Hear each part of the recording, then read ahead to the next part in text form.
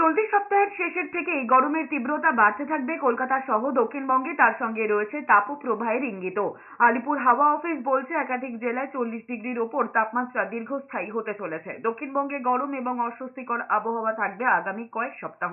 তাপমাত্রা ক্রমশ ঊর্ধ্বমুখী হবে। শুক্রবার থেকে রবিবারের মধ্যে 3 থেকে 5 ডিগ্রি সেলসিয়াস তাপমাত্রা বাড়তে পারে।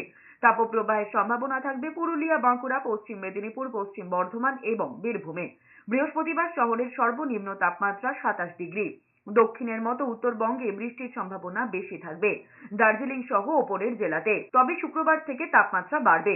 বজ্রবিদ্যুৎ সহ হালকা মাঝারি বৃষ্টি হতে পারে দার্জিলিং, কালিম্পং, আলিপুরদুয়ার, জলপাইগুড়ি, কোচবিহার এবং উত্তর দিনাজপুরে। রবিবারের মধ্যে 3 থেকে 5 ডিগ্রি সেলসিয়াস তাপমাত্রা বাড়তে পারে বেশিরভাগ জেলায়।